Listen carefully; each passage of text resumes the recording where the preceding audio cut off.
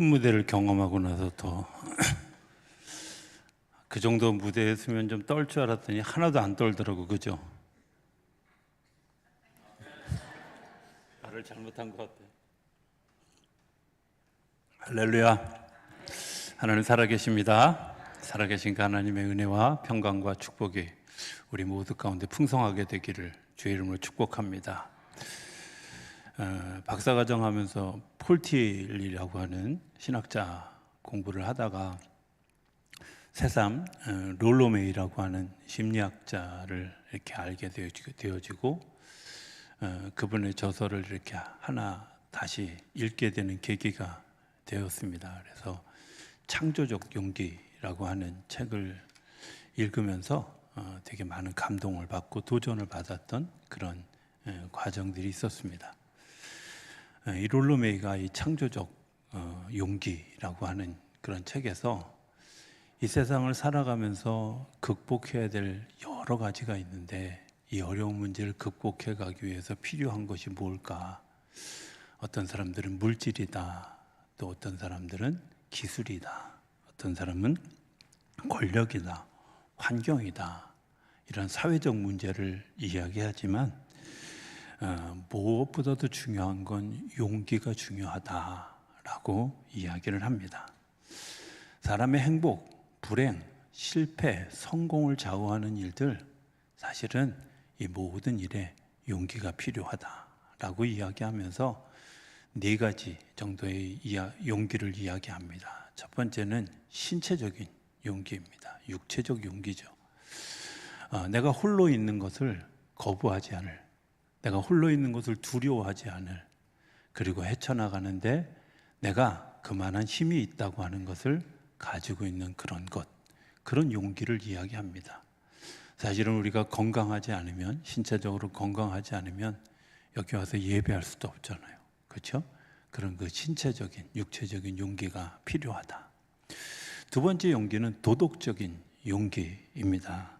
도덕적인 용기는 이런 것들, 내가 악을 거부할 수 있는 용기, 또 감사한 말에 휘둘리지 않을 수 있는 용기, 사악한 사람들이 나를 칭찬할 때 거기에 넘어가지 않을 용기, 그리고 불의한 사람들이 나를 여러 모양으로 유혹할 때 넘어지지 않고 시험에 빠지지 않을 수 있는 용기, 도덕적 용기, 양심의 용기다, 이렇게 이야기합니다. 세 번째는 사회적 용기이죠. 모든 위험으로부터 벗어날 수 있는 용기입니다. 내가 사람들의 여론, 사람들의 평판, 또 사람들이 뭐라고 하는 것에 대해서 흔들리지 않고 걸어갈 수 있는 용기들을 이야기하는 겁니다. 예수님의 모습을 우리가 생각해 보면 이런 거 아니겠습니까? 예수님은 우리에게 종종 이런 이야기를 했습니다. 누구에게 보이려고 마태복음 5장, 6장, 7장에 자주 이야기하셨던 이야기입니다. 사람에게 보이려고 기도하지 마라. 사람에게 보이려고 금식하지 마라. 사람에게 보이려고 선행을 하지 말아라. 사람에게 보이려고 했다는 것, 사실은 그 시험에 빠져들면 형편없이 어려운 사람이 되어져 가는 것을 보게 됩니다. 가끔은 그런 분들이 있습니다. 지난번에 우리 원주에 부흥회 갔을 때도 저를 장로님이 보자마자 뭐라 그러시냐면 진짜 목사님 같이 생겼네요. 그래서 제가 속으로 그랬습니다. 제가 그래서 속으로 속은 겁니다. 그죠? 본인도 속고 저도 속고 같이 속은 겁니다. 사실 생각해 보면 우리 안에 그런 일들이 얼마나 많이 있어요. 또 생각해 보면 이런 분들이 있어요. 목사님 머리가 되게 좋으십니다. 그렇지 않아요. 사실은요. 조금 전에 거울 쳐다보고 뒤돌아섰는데 내가 거울 쳐다보고 뭐 봤는지 기억도 못하는 머리가 형편없이 나쁜 사람입니다. 생각해 보면 우리가 다른 사람들의 평판 때문에 자기 스스로를 잃어버리는 그런 일들을 하게 되죠. 다른 사람들이 나를 이해하지 못한다 할지라도 내가 선한 길을 걸어가면 그 속에 열매가 있다고 하는 그것 때문에 이 용기가 있는 거죠. 예수님 십자가를 지고 갑니다. 십자가를 지고 가는데 예수님이 왜 십자가를 지고 가는지 아무도 아는 사람이 없었어요. 예수님이 채찍에 맞습니다. 채찍에 맞는데 예수님이 왜 채찍에 맞는지, 왜 이런 불의한 재판을 받아야 되는지 아는 사람이 아무도 없습니다. 그런데 예수님은 그 길을 묵묵히 걸어갑니다. 예수님의 용기가 거기에 있는 거죠. 이런 사회학적 시선으로부터 극복할 수 있는, 사람들의 판단으로부터 극복할 수 있는 용기, 그러나 끝까지 걸어갔을 때 그것들을 이루어 가실 그런 소망을 기대하고 걸어가는 그 용기, 그걸 사회학적 용기라고 롤러메이는 표현합니다. 네 번째는 창조적인 용기입니다. 저는 이게 되게 중요하다고 생각하는데, 이 창조적 용기를 가지고 가는 그 근원에 이거부터 있어야 된다 얘기하는데, 과거로부터 벗어나야 된다, 과거로부터 단절되어져야 된다 하는 그런 이야기를 롤러메이는 하고 있습니다. 과거로부터 벗어나야 되는 이야기 생각하면, 되게 오래전에 읽었던 타임즈의 표지에 이런 사진이 있었습니다. 어느 베트남 여성이 오토바이에 타서 팻말 하나를 딱 들었습니다. 그리고 거기에 이렇게 쓰여져 있었습니다. 과거에 매이지 말자 하는 겁니다. 베트남 사람의 과거에 매이지 말자, 그게 타임즈에 실렸다고 하는 거 굉장히 의미 있는 일 아닙니까? 1960년대 중반에 우리가 잘 아는 것처럼 베트남 안에 내전이 있었습니다. 그 내전에 여러 나라가 전쟁에 참여하고 어떻게든 그 이제 승리를 위해서 하다가 미국이 아마 최초로 패배한 전쟁이 되어지지 않았을까. 정말 막대한 것을 쏟아붓고도 이기지 못한, 정말 아주 극심하게 월남과 월맹이 나눠져서 극심하게 싸웠던 그런 전쟁. 그리고 이제 세계 각국으로 받았던 그런 뭐 여러 가지 편견된 시선, 뭐 이런 시선들을 다 있는데도 불구하고 그들이 하나가 되어져서 우리의 지나간 과거를 묻지 말아라, 이제 우리가 새롭게 도약하겠다, 새롭게 경제적으로 서겠다 하는 일종의 선언이었던 것을 기억합니다. 연합하고 하나가 되어져서 걸어가겠다고 하는 그 선언. 어쩌면 그런 일들이 그 창조적 용기가 그들 되게 하고 또 새로운 번영을 향해 걸어가는 발돋움이 되어졌다고 저는 믿습니다. 평화를 만드는 자격은 도대체 뭘까 하는 것들을 생각해 보게 됩니다. 지난주에 우리가 아웃라인을 어느 정도 했으니까 이제 그 과정 설명하고 생략하고 제가 좀 넘어가겠습니다. 평화를 만드는 자격 어떤 걸까? 제일 중요한 첫 번째는 낮은 자세로 하는 겁니다. 여러분들, 평화를 만드는 사람이 양쪽에 있는 사람들을 다 갖다 놓고 평화를 중재하는 사람이 너 빨리 사과해, 너도 빨리 사과해, 이런 식의 화해를 한다고 하면 그 화해가 정당한 화해가 이루어지겠습니까? 그것은 화해가 아니라 어쩌면 더 속에 분노를 쌓아놓는 일들일 거라고 생각이 되어집니다. 화해자는 그들보다 낮은 곳에 있어야 합니다. 죄인이 아니라도 죄인처럼 낮아져야 되고, 그리고 그들보다 더 모르는 것처럼, 더 연약한 것처럼 서야 된다는. 어쩌면 예수님이 이 세상에 오실 때에 마구간에, 그리고 말 밥통에 태어나게 된 배경에는 인간의 화해자로 오시는 예수님이 어떤 자세로 와야 하는가를 상징적으로 설명해 주고 있다고 생각합니다. 두 번째는 온유한 마음이어야 된다는 겁니다. 왜 온유한 마음이어야 될까? 여러분들 이런 거 아십니까? 소리를 막 크게 지르는 사람, 그리고 분노하는 사람 특징이 뭐냐? 간단합니다. 두려워서 그렇습니다. 제가 몰랐는데요, 강아지 키워보고 알았어요. 이 강아지가 짖을 때는 지가 무서우니까 짖는 거예요. 절대 두려워하지 않는 강아지, 개는 짖지 않습니다. 어느 순간 확 물지. 사람과 사람과의 대화, 나눔 속에서 가만히 보면 어떤 사람들이 이길까? 목소리 안 높이고요, 아주 고분 차근차근 얘기하는 사람이 이기지, 소리 지르는 사람 치고 이기는 걸 본 적이 한 번도 없어요. 여러분들, 굉장히 중요한 거죠. 온유한 사람들이 세상을 바꿔가는 겁니다. 온유한 사람들이 승리하는 겁니다. 자동차는 쇳덩어리로 되어 있습니다. 이 쇳덩어리가 움직여지는, 어떻게 저게 움직여질까? 움직일 때마다 깎일 텐데 어떻게 저렇게 움직여질까? 중요한 오일 세 가지가 있습니다. 이 오일이 사실은 이 자동차를 움직이는 굉장히 중요한 요소가 되어지는 거죠. 이런 세 가지 오일이 그 안에 결합되어져서 자동차가 원활하게 움직이고 기어가 변속되어지게 되고 자동차가 엔진이 굴러가는 그런 힘을 만들어 가는 겁니다. 온유한 사람들이 세상을 바꾸고 온유한 사람들이 그 가지고 있는 힘을 드러내는 역할들을 하게 한다고 하는 거죠. 또 다른 세 번째는 관용이 있는 사람이어야 된다고 하는 겁니다. 조급하고 성급하고 초조한 사람들은 화해자가 될 수 없습니다. 마게도니아에 안티코스라고 하는 왕이 있습니다. 이 왕이 이제 왕궁 같은 데는 다 이제 보완이 되어 있지만 전장 같은 데 나갈 때는 다 천막에서 살잖아요. 근데 어느 날 이제 천막 안에서 목욕을 하고 있는데 보초 쓰는 두 병사가 이 안티코스 왕의 욕을 하는 거예요. 여러분 같으면 어떻게 할 것 같아요? 네, 근데 안티코스가 뭐라고 얘기하냐면 이렇게 얘기했습니다. 여보세요, 조금만 멀리 가서 욕을 하면 안 되겠습니까? 이랬다는 거예요. 그렇죠? 뭐 욕은 다 합니다. 우리도 보이지 않는 데서 하잖아요. 그죠? 안 보이는 데서 욕합니다. 그런데 조금 더 멀리 가서 욕을 했으면 좋겠습니다 라는 이 관용, 이 여유, 어쩌면 이런 사람들이 화해를 만들어가는 사람들이죠. 종종 아이들을 키우면서 아이들하고 부딪힐 때가 있습니다.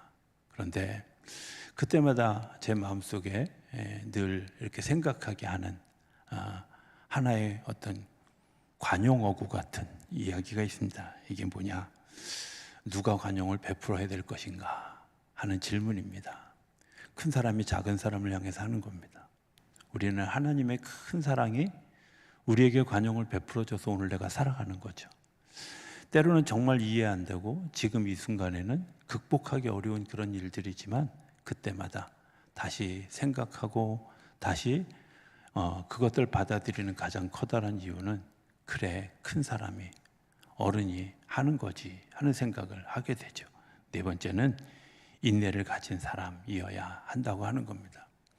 저는 가끔 성경을 보면서 위로를 얻는 인물들이 되게 많이 있어요. 아브라함을 보면서 우유부단한 그거를 보고 야, 나의 우유부단함은 일도 아니다 이런 생각이 들어서 감사하고, 모세의 혈기를 보면서 제가 위로를 얻습니다. 모세는 혈기로 사람을 죽였는데 나는 죽인 경험은 없잖아 이러면서 위로를 받고요. 사도 바울도 굉장히 성미가 급했던 것을 보게 되죠. 사도행전 15장에 보면 사도행전이 제2차 전도 여행을 떠나게 되어질 때에 이런 일이 있었습니다. 늘 바울과 바나바가 동행하다가 바나바가 마가라는 요한을 데리고 왔습니다. 근데 요한이 전에 바울과 더불어서 사역을 하다가 견디지 못하고 도망한 적이 있었어요. 그러니까 바울의 입장에서는 요한을 받아들이기가 쉽지 않았던 겁니다. 그래서 이 마가라는 요한 때문에 싸운 거예요. 싸우는데 그냥 싸운 게 아니라 성경에는 뭐 싸웠습니다라고 하지만 두 사람이 서로 안 볼 것처럼 나눠졌어요. 그러니까 성미가 급한 거죠. 그래서 바나바는 마가라는 요한을 데리고 따로 전도 여행을 떠나고 바울은 누가라고 하는 사람과 새로운 전도 여행을 떠났던 그런 일들이 있습니다. 생각해 보면 인내심이 부족한 것 때문에 우리 안에 화해자가 아니라 문제를 만드는 일들을 많이 보게 된다고 하는 겁니다. 화해라는 말의 반대가 뭘까? 문제를 만드는 거죠. 트러블 메이커들이죠.